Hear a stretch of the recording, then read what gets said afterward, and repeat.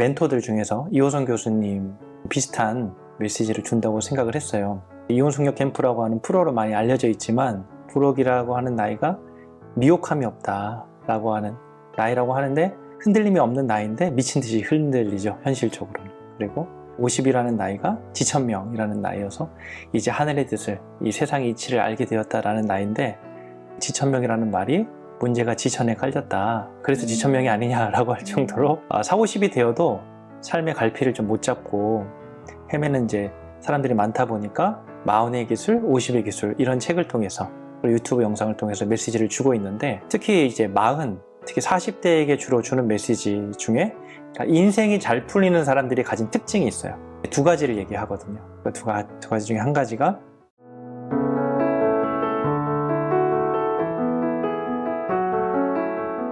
네, 조윤재 작가님의 다산의 문장들을 읽고 느낀 점이 있다면 어떤 게 있을까요? 오아시스에서 이 다산의 문장들이라는 책이 나왔는데, 다산이라고 하는 한 유명한 인물이죠. 우리 조선시대 셀럽이죠. 베스트셀러 작가이기도 한데, 이분이 주로 하는 메시지가 멘토들 중에서 이호선 교수님 비슷한 메시지를 준다고 생각을 했어요. 이혼숙녀 캠프라고 하는 프로로 많이 알려져 있지만 40대, 50대를 겨냥한 40의 기술, 50의 기술, 이제 40이라고 하는 나이가 부록이라고 하잖아요. 부록이라고 하는 나이가 미혹함이 없다 라고 하는 나이라고 하는데 흔들림이 없는 나이인데 미친 듯이 흔들리죠, 현실적으로는. 그리고 50이라는 나이가 지천명이라는 나이여서 이제 하늘의 뜻을, 이 세상의 이치를 알게 되었다라는 나이인데, 지천명이라는 말이 문제가 지천에 깔렸다, 그래서 지천명이 아니냐라고 할 정도로 40, 50이 되어도 삶의 갈피를 좀 못 잡고 헤매는 이제 사람들이 많다 보니까 40의 기술, 50의 기술 이런 책을 통해서, 그리고 유튜브 영상을 통해서 메시지를 주고 있는데, 특히 이제 40, 특히 40대에게 주로 주는 메시지 중에 인생이 잘 풀리는 사람들이 가진 특징이 있어요. 두 가지를 얘기하거든요. 그 두 가지 중에 한 가지가 긍정성이에요. 그리고 삶의 주도성. 인생이 잘 풀리는 사람의 특징인데, 다산의 문장들에서도 결국 이 책이 말하고자 하는 바는 무엇이냐, 다산 정약용 선생이 우리에게 어떤 메시지를, 그리고 조윤재 작가가 어떤 메시지를 전해주고자 했느냐라고 살펴봤을 때 삶에 대한 긍정성과 주도성이 아닌가라는 생각을 하게 됐어요. 어떤 면에서 긍정성을 떠올리게 됐냐면, 이제 다산 선생이 정말 잘 나가던 이 40, 딱 나이가 한 40 정도 됐더라고요. 이제 부록의 나이에 승승장구하다가 이제 좌천을 당했죠. 그러니까 정조의 왕의 이제 돌아가시고 나서 정말 아끼던 총애하던 신하였는데, 이제 그런 정적들이 천주교인이라고 하는 부분으로 몰아서 이제 유배를 보내게 된 것이죠. 집안이 다 패족이 됐잖아요. 그럼에도 불구하고 이 긍정성을 가지지 않았다면 과연 견딜 수 있었을까? 정말 긍정의 화신이 아닌가라는 생각을 했어요. 유배 생활이 얼마나 힘들겠어요. 먹는 것도 그렇고 잠자리도 그렇고 주변의 시선도 별로 좋지가 않은데, 거기에서 이제 500여 권의 책을 썼다라고 하는 것은 참 이 사람도 이렇게 힘든 상황에서 말도 안 되는, 이해할 수 없는 상황이지만 무한 긍정의 힘으로 그 어려움을 겪어냈다라는 생각이 들고요. 삶의 주도성. 삶의 주도성이라고 하는 것은 자신의 삶의 운전대를 남에게 맡기지 않는 것. 이게 삶의 주도성인데, 살아오다 보면 남들에게 잘 보이기 위해서 출세라고 하는 부분도 사실 알고 보면 세상에 어떤 이름을 알리고 뭔가 남들이 인정할 만한 그러한 것들이 쌓여서 출세를 하는 거잖아요. 그러니까 다산 선생 같은 경우도 28살에 과거에 급제를 해서 이제 조정으로 들어가가지고 거기에서 정말 세상을 위해서 나라의 중심에서 많은 일을 했었죠. 그렇게 승승장구하고 그 왕이 원하는 그런 나라를 만들기 위해서 애를 썼지만, 이제 그런 게 다 사라지고 정말 이제 아무것도 없는, 유배지에서 정말 아무것도 없는 상황에서 삶의 기준이 정치 또는 그런 어떤 권력을 가진 사람들의 어떤 기준이 아니라 자기만의 기준을 찾아야 됐던 시기였고, 다산은 다행히도 그거를 찾은 것 같아요. 인생을 어떻게 살아야 되는가. 다산이 선택했던 것은 이제 독서와 글쓰기.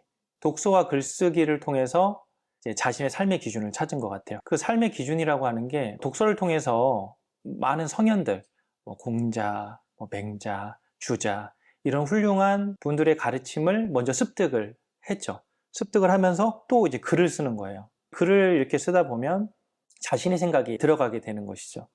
이런 500여 권의 책을 집필하다 보면서 자기 철학이 만들어지지 않았나 싶어요. 주자에 대해서도 다산 선생이 비판을 했죠.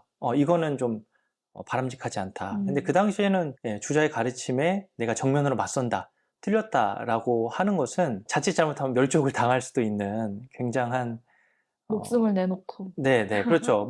목에 칼이 들어올 수도 있는 그런 상황인데, 다산 선생은 목에 칼이 들어와도 할 말은 해야겠다. 할 말 해야겠다, 이럴 게 더 이상 없었던 것 같아요.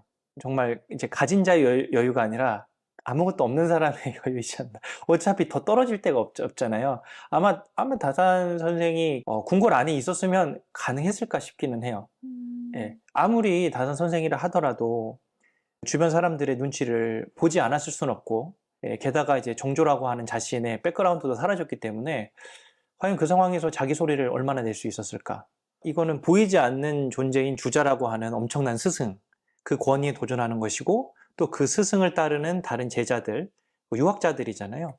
이런 유생들과 유학자들이 결국은 이제 권력의 이제 정점에 있는 사람들이죠. 그 사람들의 지탄을 받으면서 과연 주자의 가르침에 이 부분은 정정을 해야 된다라고 할 수 있었던 것은 많은 독서와 그리고 생각하는 시간, 스스로 생각하는 시간, 그리고 좀 글을 쓰면서 자기만의 생각을 이렇게 정리해서 그런 것이 아닌가라는 생각을 하게 됐고요. 다산 선생도 피할 구멍은 있었던 거예요. 왜냐하면 맹자의 책에 보면 사서 오경, 중국의 오래된 철학서, 동양 철학서에 가장 오래된 서경이 있어요. 서경이 있는데 그걸 상서라고도 하는데요.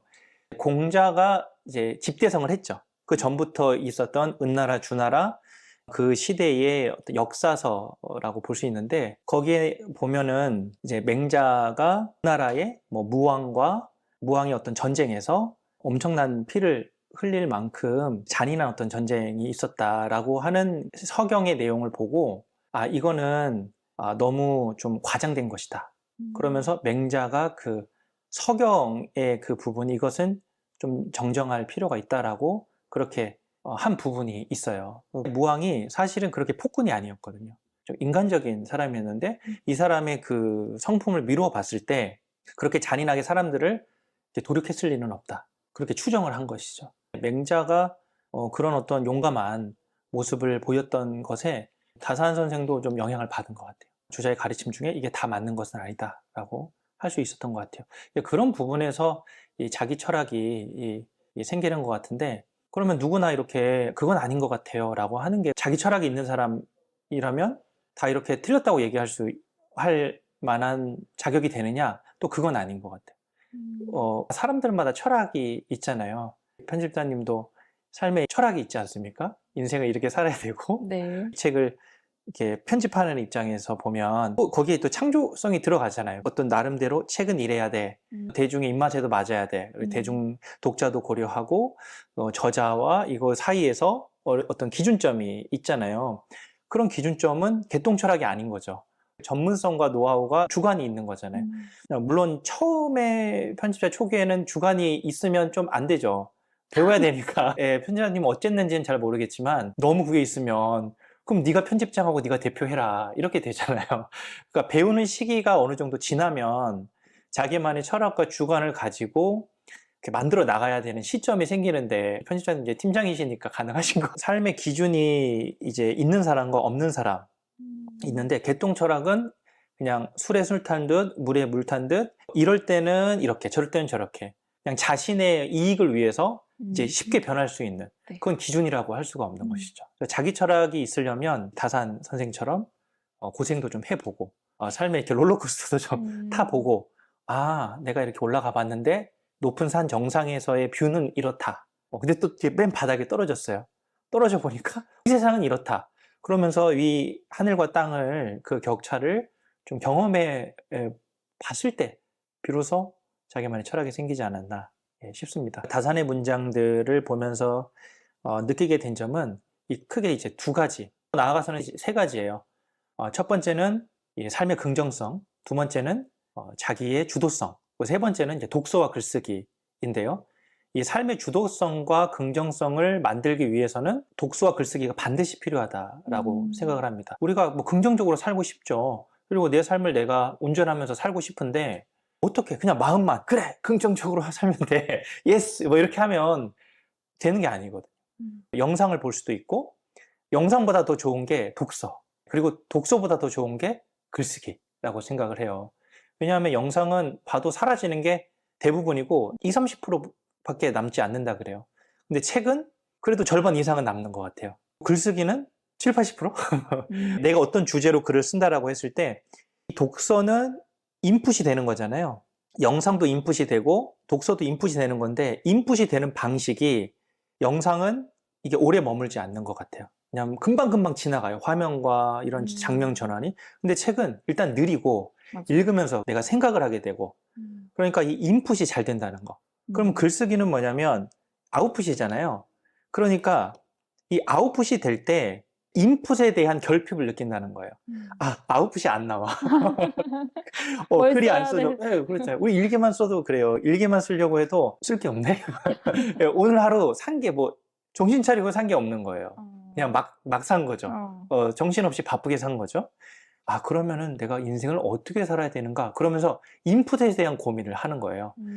우리 일기만 써도 그런데 내가 어떤 주제를 가지고 책을 쓴다고 했을 때 독후감을 쓴다고 했을 때도 쓰려고 하니까 이 책의 내용이 기억이 안 나. 그럼 다시 보게 되고 예, 또 생각을 하게 되고 예, 이런 과정에서 지금 뭐 영상을 보고 계시겠지만 이 영상까지는 다 보시고요. 그리고 이 영상까지는 다 보시고 그 다음에 뭘 해야 되느냐? 책을 열고 글을 써라. 이렇게 말씀을 드리고 싶습니다. 세상은 정의가 살아있으니까 적어도 그 당대에 망하지 않으면 자식 때에는 망할 거예요. 그래서 그런 말 있잖아요. 부잣집 집안도 3대를 못 간다 라고 하는 말이 아무리 잘 살아도 그것을 베풀지 않으면 3대를 가기 어렵다는 거예요. 그게 2대까지는 갈 수 있어요. 3대까지는 못 가요. 경주최 씨의 이제 10대 이상 부자가 유지된 유명한 경주최 씨 가문이 있거든요. 혹시 들어본 적 있으신가요? 우리나라의 부자들의 어떤 그 롤모델이에요. 예. 어떻게 10대 이상을 갈 수 있었는가. 그 핵심은 백립 안에 배고픈 그러니까 굶주린 사람이 없게 하라. 네. 밀란이 일어나면 어디부터 공격을 하냐면 잘 사는 집부터 공격을 하거든요. 예. 왜냐면 거기서 등쳐먹었어요.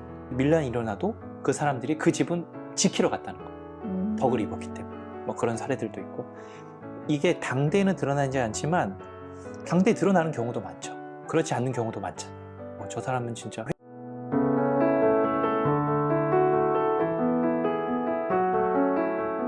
다산의 문장들에서 추천하고 싶은 문장들이 있을까요? 다산의 문장들이 총 6개의 장으로 구성이 되어 있는데요. 3장의 인생에 관하여 라고 하는 부분이 굉장히 많이 와닿았어요. 삶에 단단한 뿌리를 내린다라는 이제 부제가 있는데 첫 번째로 모든 것은 극에 달하면 반드시 돌아온다. 삶을 대하는 다산의 2가지 태도.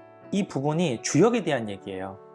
예. 모든 것은 극에 달하면 반드시 되돌아간다. 가난함과 비천함은 부지런함과 검소함을 낳고 부지런함과 검소함은 부유함과 고귀함을 낳는다. 부귀함과 고귀함은 교만함과 사치함을 낳고 교만함과 사치함은 또 가난함과 비천함을 낳는다. 끝없이 돌고 돌아서 서로 원인과 결과가 되니 경계하지 않을 수 있겠는가. 거가 사본. 사물은 모두 극에 달하면 반드시 되돌아간다. 주역에서 말하는 물극필반의 이치다. 주역은 한 번 음이고 한 번은 양인 것이도다. 있는 것은 선이고 이루는 것이 성이다 라고 했다. 음과 양, 흥망과 성쇠, 이것이 끊임없이 교차하는 세상과 같이 사람의 삶도 마찬가지다.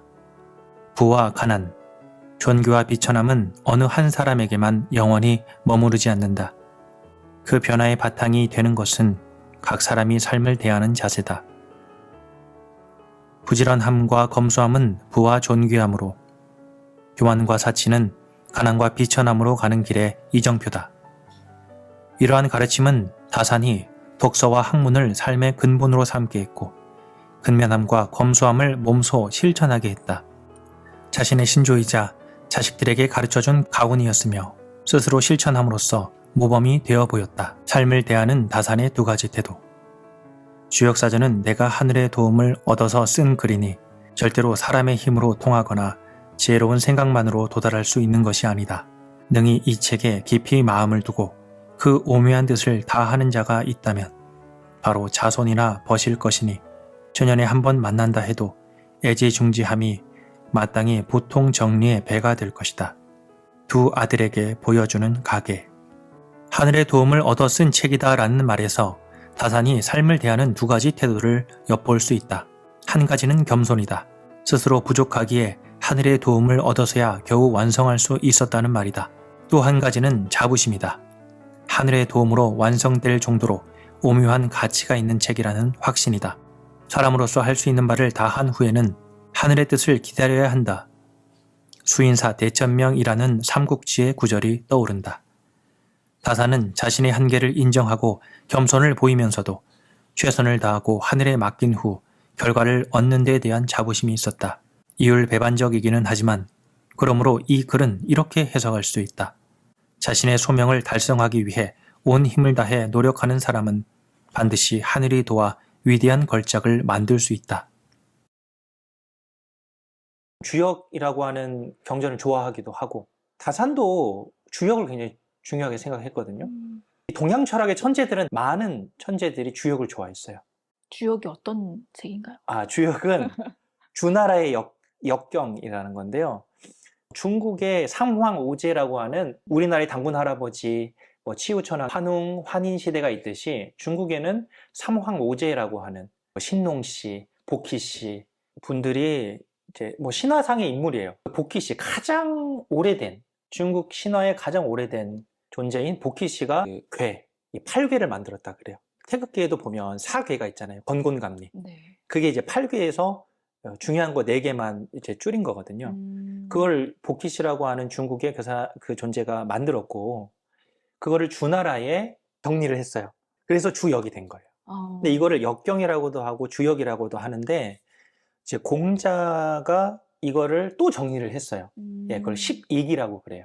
10개의 날개라 그래서, 공자가 지천명의 나이, 50. 문제가 지천이 있어서 지천이지만, 우리에게는 문제가 지천이지만, 공자에게는 지천명의 나이가 1000명, 그러니까 하늘의 뜻, 이 세상이 돌아가는 이치를 알았다 그래서 지천명인데, 그때부터 주역을 본격적으로 공부하기 시작을 해요. 그래서 위편삼절이라는 말 혹시 들어보셨어요? 네. 들어보셨죠? 그게 거기서 나온 거예요. 끊어질 때까지 책을 읽는. 네. 그 책이 주역이었어요. 공자가 너무 책을 많이 읽다 보니까 그 책이 3번 절단됐다. 그래서 3절인데요. 그 공자가 남긴 말이 있어요. 내가 참 한스러운 게 있는데 조금 더 나에게 명줄이, 그러니까 시간이 더 있었다면 주역을 더 공부할 텐데 라고 할 정도로 이 주역에 대한 애정이 남달랐어요. 다산 정약용 선생도 내가 지은 이 500권의 책이 딱 2권은 남겼으면 좋겠다 라고 그랬거든요. 그게 바로 상례사전과 주역사전이었어요. 그러니까 상례사전은 죽음에 대한, 그러니까 상당한다 그러잖아요. 돌아가신 분에 대해서 어떻게 해야 되는지 그 예를 다룬 책이라면, 주역사전은 주역에 대한 주석서인 것이죠. 주역에 대해서 애정이 있었는데 왜 그랬는가 이해가 돼요. 왜냐하면 사람이 힘들면 어디 가죠? 전 보러 가고 크리스찬 분들도 전 보러 가더라고요. 그러니까 그거는 힘드니까. 물론 주님께도 의지를 하지만 미래를 알고 싶은 그렇죠. 그 마음이 있나 봐요. 깜깜한 터널이 언제쯤 끝날까? 다산 선생도 이 유배 생활이 언제 끝날까? 알 수 없죠. 알 수 없잖아요. 원래 조금 일찍 불러줄 줄 알았다고 했었는데 몇 년이 지나도 안 불러주는 거예요. 그게 그렇게 20년이 될지 몰랐죠. 만약에 그게 20년인 줄 알았다면 더 힘들었을 것 같아요. 희망 고문이잖아요. 20년까지 견뎌야 되는데. 어떻게 보면 우리가 미래를 아는 게 좋은 것 같지만은 않아요. 앞으로의 좋은 일이 20년 뒤에 일어난다면 그 20년 동안은 견뎌야 되니까 적당히 알아야 된다.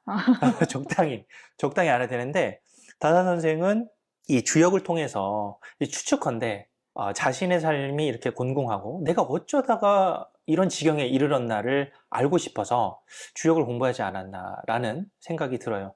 왜냐하면 우리들도 똑같잖아요. 삶이 잘 풀리지 않을 때, 나락에 떨어졌을 때, 내가 지금까지 무엇을 잘못했고 그럼 앞으로 어떻게 살아가야 되는가라는 기준을 세우는데, 주역은 그런 게 되게 잘 나와 있어요. 그러니까 주역은 기본적으로 점괘예요. 그러니까 신점과 다른 거예요. 신점은 빙의가 돼서 그분이 오셔가지고 이렇게 탁 이렇게 얘기해 주는 거잖아요. 주역점은 타로 좀 비슷한 거예요. 음. 서양에 타로가 있다면 이 동양에는 동양에는 주역이 있어요. 주역이. 점기 이렇게 해서 괴를 6개를 뽑아요. 그 양효인지 음효인지, 양효인지 음효인지 해서 2의 6승에서 64괴가 되는 거거든요. 네. 오, 공부를 하셨나요? 왜 이렇게 잘하시나요? 공부했어요.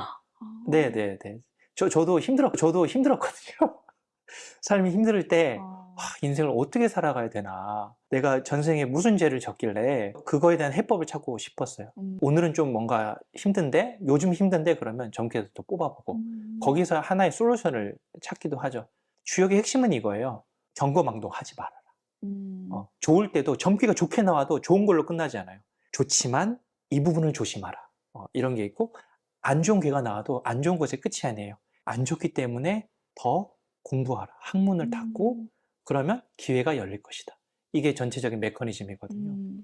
그래서 삶을 살아가는 어떤 겸손의 자세, 그리고 미래를 대비하는 현재 어떤 수행의 마음, 준비하는 배움의 자세, 이런 것들이 나와서 그런 부분에서 모든 것은 극에 달하면 반드시 되돌아간다. 물극필반이라고 하는 주역의 문헌전 곤기에 나와요. 모든 것은 극에 달하면 반드시 되돌아간다. 이와 곁들여서 제가 이제 좋아하는 말이 적선지가 필요여경, 불적선지가 필요여앙이라는 부분도 역시 곤기의 문헌전에 나와요. 이게 뭐냐면 적선, 선한 업을 쌓는 집안은 반드시 남을 만한 경사가 있고, 악업을 쌓은 집안에는 반드시 재앙이 있다 라고 하는 부분이 있어요. 드러나지 않는다는 거예요. 지금 착한 사람, 우리 세상에서 그런 거 많이 보이잖아요. 아, 저 사람 남 등쳐먹고 사기치는데 어떻게 잘 살지? 머지않아 망해요. 저주하지. 이 세상은 정의가 살아있으니까. 적어도 그 당대에 망하지 않으면 자식 대에는 망할 거예요. 그래서 그런 말 있잖아요. 부잣집, 집안도 3대를 못 간다 라고 하는 말이, 아무리 잘 살아도 그것을 베풀지 않으면 3대를 가기 어렵다는 거예요. 그게 2대까지는 갈 수 있어요. 3대까지는 못 가요. 경주 최씨의 이제 10대 이상 부자가 유지된 유명한 경주 최씨 가문이 있거든요. 혹시 들어본 적 있으신가요? 우리나라의 부자들의 어떤 그 롤모델이에요. 예. 어떻게 10대 이상을 갈 수 있었는가. 그 핵심은 백립 안에 배고픈, 그러니까 굶주린 사람이 없게 하라. 네. 밀란이 일어나면 어디부터 공격을 하냐면 잘 사는 집부터 공격을 하거든요. 예. 왜냐면 거기서 등쳐먹었으니까. 밀란이 일어나도 그 사람들이 그 집은 지키러 갔다는 거예요. 덕을 입었기 때문에. 뭐 그런 사례들도 있고. 이게 당대에는 드러나지 않지만 당대에 드러나는 경우도 많죠. 그렇지 않는 경우도 많잖아요. 저 사람은 진짜 회사 안에서도 그런 거 있지 않나요? 와, 진짜 어떻게 지금까지 회사에서 살아남았나. 가끔 이런 분들이 있어요. 우리가 이해가 돼요. 아, 저분은 실력이 있으니까. 저분은 좀 인격이 좋으니까. 이런 분들은 내가 의심할 여지가 없어요. 근데 어떤 분이, 와, 저 사람은 실력도 없는데 어떻게 이렇게 따박따박 월급 받으면서 살아갈까. 뭐 그런 경우들도 있고, 저렇게 인성이 더러워서, 야, 저 팀장 아래에 팀원들 너무 힘들겠다. 그런데 꿋꿋이 버텨서 회사가 망할 때까지 같이 이제 망하게 만드는 거죠. 물극필반이라는 것은 한쪽이 다리 차면 기울듯이 극에 달하면 반드시 돌아온다라는 거예요. 그 점을 명심하고 이게 결국 끝은 있다. 그리고 되돌아온다라는 부분이고요. 복을 짓는 사람과 복을 구하는 사람. 이 많은 93가지의 지혜로운 인생 지혜가 담겨 있잖아요. 담당 편집자님께서 꽂히는 다르죠? 다른 것 같아요. 많이 다른 것 같아요. 선하게 산다는 것에 네. 좀 관심이 있으신 것 같아요. 네네. 저는 선하게 사는 거, 복을 짓는 거, 어떻게 하면 인생을 좀 더 해피하게 살아가느냐, 어떻게 하면 복을 받느냐, 이런 부분. 복을 받고 싶으시고. 복을 좀 이제는 받고. 이런 복에 대한 부분, 인생의 즐거움, 뭐 성찰, 인생에 관하여 이런 부분들이 좀 많이 와닿았고, 오히려 앞부분에 뭐 배움에 관하여.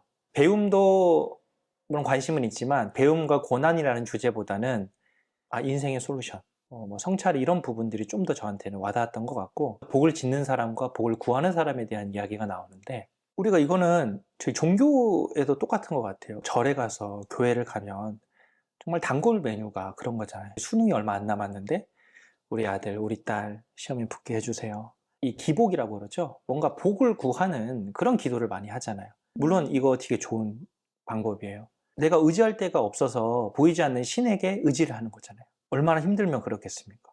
근데 그것이 그 사람에게는 가장 지금 절박한 문제이기 때문에 그거를 이렇게 구하는 거는 너무 당연한 걸 생각해요. 배고프면 배고픈 아이가 밥 달라고 울고 떼쓰는 게 자연스러운 것처럼 저는 그거에 대해서 되게 인정하고 존중해요. 지금 가장 급한 게 돈이 급하구나. 자식의 지금 어떤 합격과 성공이 급하구나. 정말 솔직하고 순수한 마음이라고 생각을 해요. 오히려 그것을 이렇게 위선으로 안 그런 척 하는 게 사악하다고 생각하거든요. 왜냐하면 성경에서도 경계하는 것 중에 하나가 위선에 대한 경계를 많이 하지 않던가요? 저는 그 위선이라는 부분이 되게 성경에서 되게 꽂혔어요. 외식하는 자. 외식하는 자가 그거죠. 예. 그러니까 바깥 외자. 그러니까 밖으로 그런 형식적인 거를 되게 중요시하는 자. 그래서 예수님께서 예배당 안에 그 뒤에서 장사하는 사람들 그거 막 다 엎어버리셨잖아요. 오, 아주 터프하시고 네. 아주 그 다이내믹하신 그런 부분에서 성경에도 저 외식하는 자, 그 위선에 대한 경계가 저는 굉장히 와닿았어요. 오히려 그보다는 어린아이처럼 울면서 의지하는 자가 더 선한 거죠.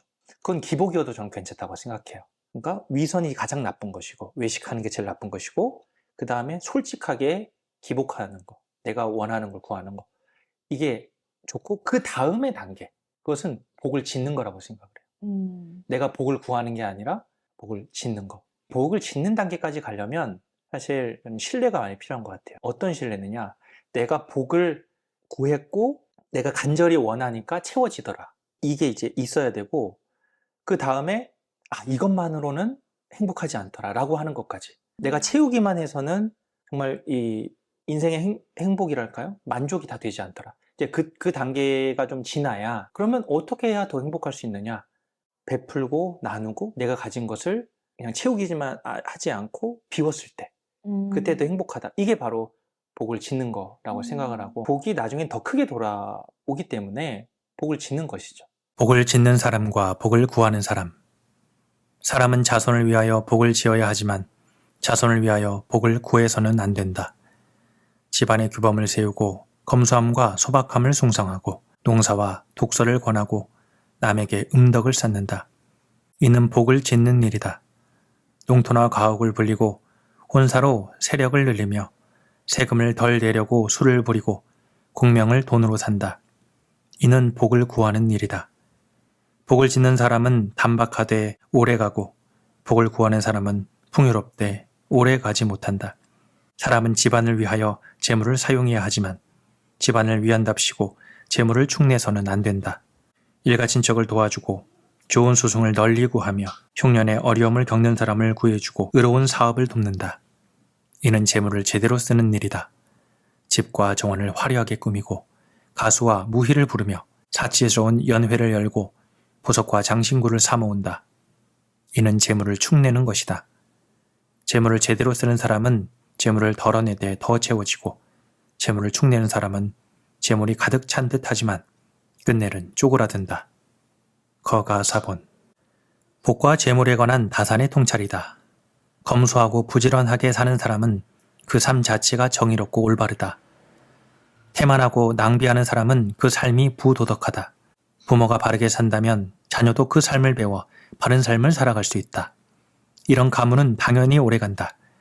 그러나 부도덕한 삶을 자녀에게 보이는 사람은 어떠한가? 아무리 많은 재물을 남겨주더라도 결국 무너지고 만다.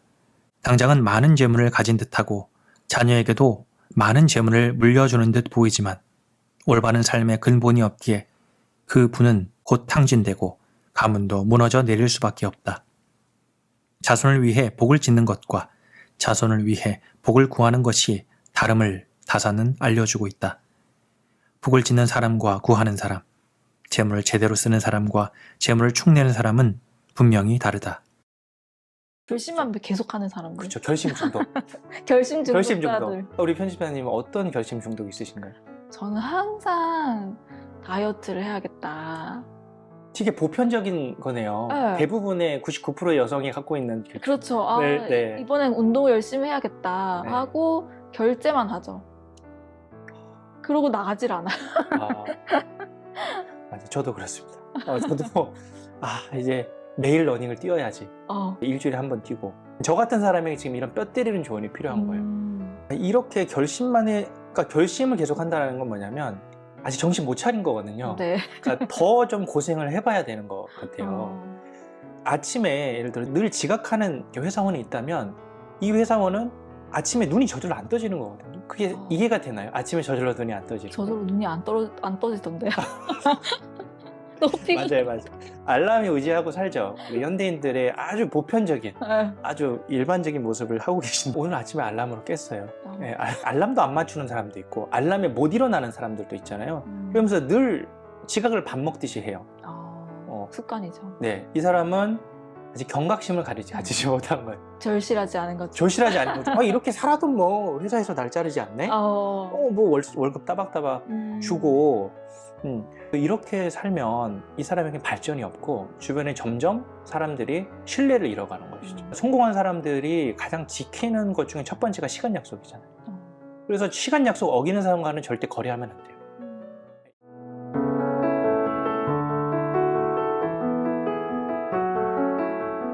인생의 즐거움은 어디에 있을까? 수종사에서 노닐은 기. 네네, 거기 나오잖아요. 예, 수종사가 저기 있어요. 두물머리 쪽에 있거든요. 가보셨어요? 저는 안 가봤어요. 왜 잘 아시죠? 또? 왜냐면 이제 거기 아는 스님이 있어서 가보고는 싶어요. 북한강, 남한강이 만나는 두물머리. 예, 이제 다산 선생이 귀향에서 이제 돌아오잖아요. 다시 고향으로 돌아오죠. 그 남양주 쪽에 맞죠? 그래서 다산 신도시가 고향이어가지고. 네, 고향으로 돌아온 것이죠. 네, 그래서 거기서 태어났거든요. 남양주에서 태어났어요.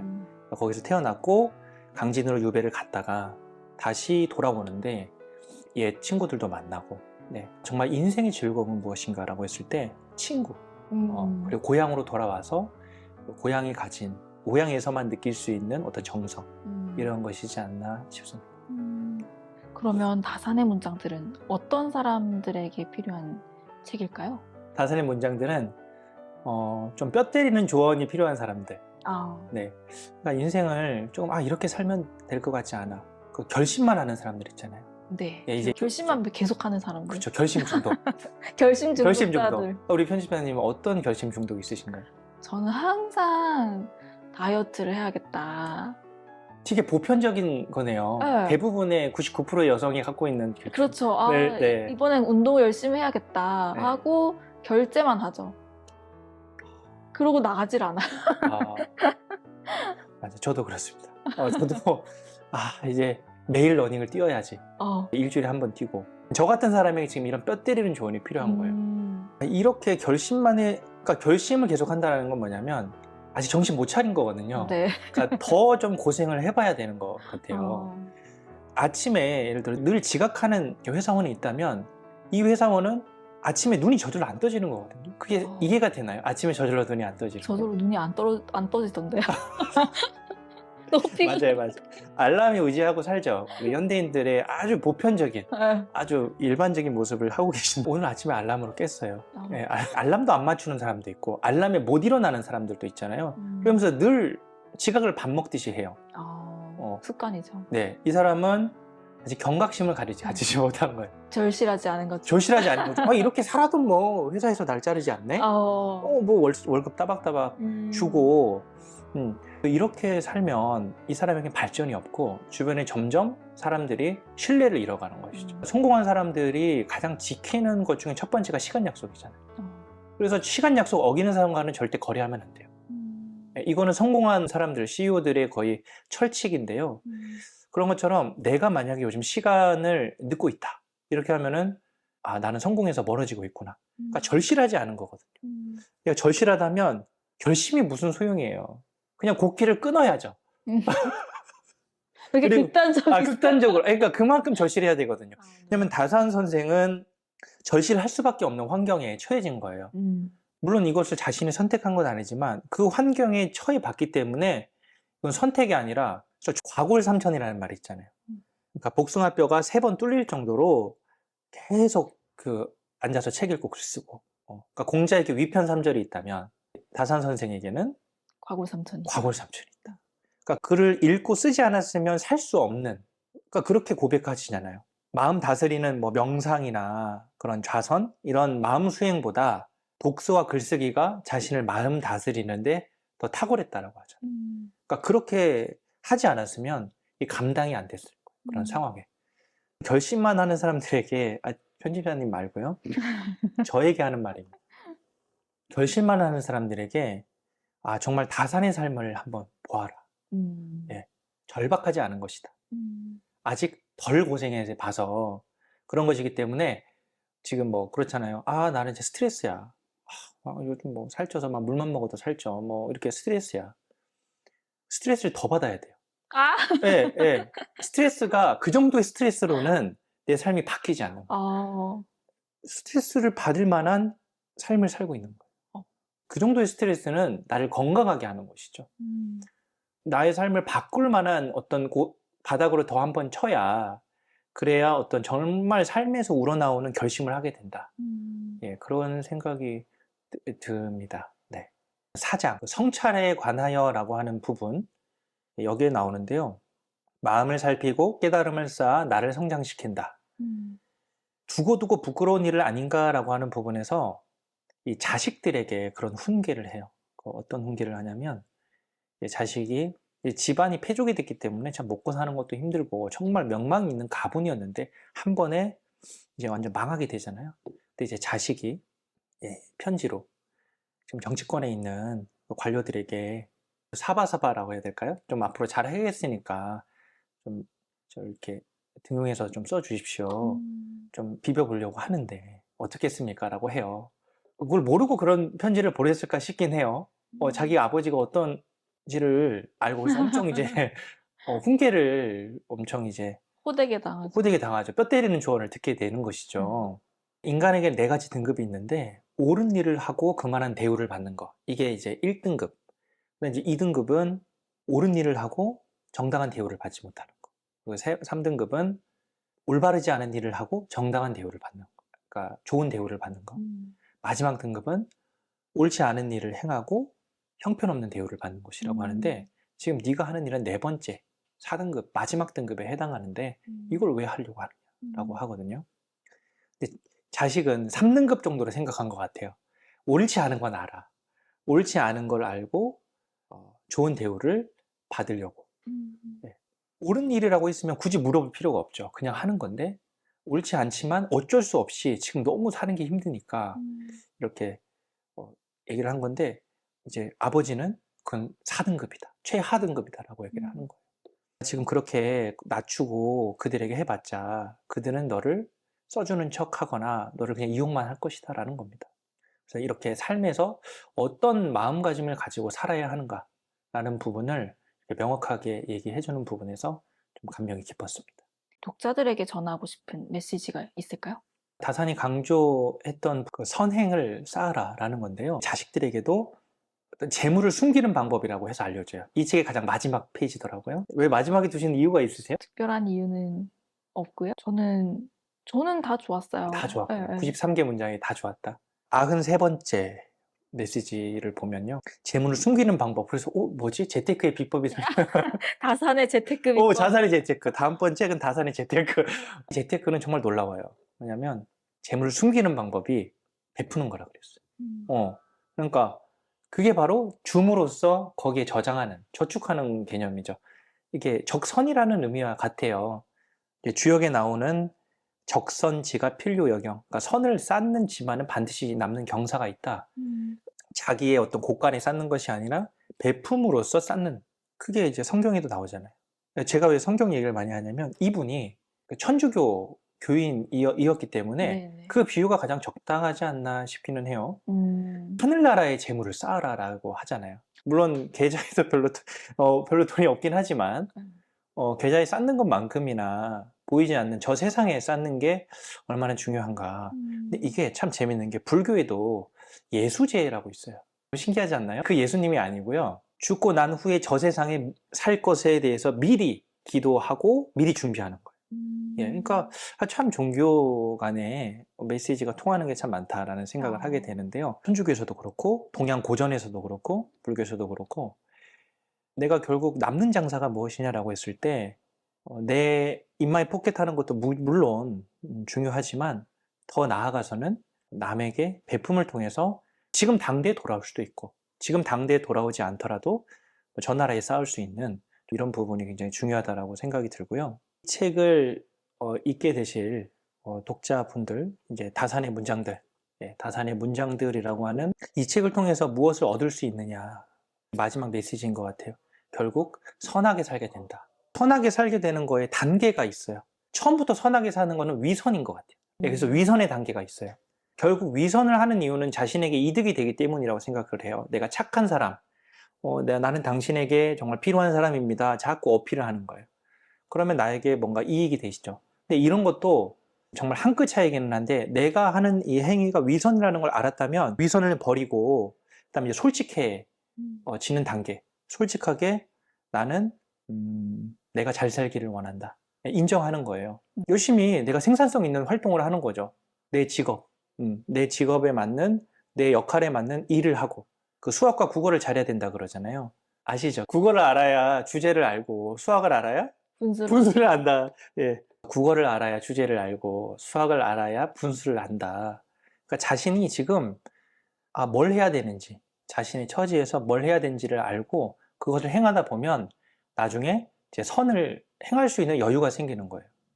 제가 좋아하는 책 중에 요범 사훈이라고 하는 중국의 고전이 있어요. 부제로 운명을 바꾸는 4가지 방법이거든요. 그 중에 첫 번째가 바로 인명이라 그래서 이게 자신의 분수를 아는 거예요. 그 명, 자신이 태어난 어떤 운명을 아는 거죠. 자신의 그릇을 아는 거예요. 자신의 그릇을 알고 나는 이 정도까지 할 수 있는 사람이구나 라고 하는 것인데, 그러면 삶이 너무 갇혀 있잖아요. 나는 그러면 이것밖에 살지 못하는 인간인가? 인생은, 운명은 정해져 있다. 이거는 너무 억울하잖아요. 그래서 여기에서 끝나면 이게 좋은 책이라고 할 수 없겠죠. 운명을 바꾸는 4가지의 1단계는 나의 운명, 나의 그릇, 나의 역량을 아는 거예요. 2단계는 무엇이냐면 자신의 허물과 과오를 고치는 거죠. 그러니까 이 운명을 안다는 것은 자신의 한계, 자신이 갖고 있는 장점과 단점을 아는 것인데, 장점은 키워야 되겠지만 단점은 줄여야 되는 거잖아요. 그래서 자신의 과오와 허물을 고쳤을 때 이러면 잘 살게 되는 거예요. 성공도 하고 부도 얻고 명예도 얻고 정말 좋은 사람으로 살아갈 수 있는 것이죠. 근데 여기에서 성공을 하게 됩니다. 그러면 여기서 끝나지가 않아요. 그러면 사람이 어떻게 되냐면 교만해지게 되는 거예요. 네, 베푸는 것이죠. 내가 베풀지 않으면 내가 갖고 있는 것은 결국 어느 선에서 끊기게 됩니다. 하늘이 우리가 복을 준다고 했을 때 어떤 사람에게 복을 주느냐, 이게 흐를 수 있는 사람에게 복을 준다 그래요. 결국 많이 갖고 있어도 그것을 나 혼자만 갖고 있는 사람은 하늘이 내려주지 않는 거예요. 여기에 복을 주었는데 이 사람은 자꾸 흘러, 주변으로 흐르고 이 세상으로 계속 나누고 베풀러. 그러면 거기에 복을 계속 주는 거예요. 그래서 이 내가 뭐냐면 겸손해지라 그랬어요. 이 내가 잘 된 것이 내가 잘나서 그런 것이 아니라 이 세상이 나를 도왔구나. 그리고 나와 함께 일하는 이 팀원, 회사, 편집자님이 책을 만들었지만 내가 책을 잘 만들었어, 이렇게만 생각을 하면 더 성공하기가 어려운 거예요. 그렇죠? 참 이 디자인도 참 만들어주고 또 마케팅도 잘 해주고 또 이 저자책 글도 잘 써주고, 이렇게 내가 베스트셀러 책을 만들었지만 이 책은 나의 덕으로만 이루어진 것이 아니라 이 세상의 많은 그 주변에 많은 것들로 인해서 잘 되었다라는 감사하는 마음을 가지고 겸손한 거예요. 이 4가지 방법으로 이제 잘 살 수 있다라고 하는 이 요범 사원의 가르침을 제가 굉장히 좋아하는데, 이 다산의 문장들을 읽으면서도 결국 마지막에 끝이 선행으로 끝난다라고 하는 부분. 그러니까 시작이 배움으로 시작을 해서 그 다음에 고난을 겪어가지고 그 인생을 성찰하고 이제 나중에 이제 이 세상을 어떻게 살아야 되느냐라는 마지막 가르침의 핵심이 바로 이 선행이었다라는 부분에서 저는 참 이 책은 정말 빠질 만한 장과 문장이 없다라는 생각을 갖고 이렇게 책의 마지막 페이지를 덮게 되었습니다. 네.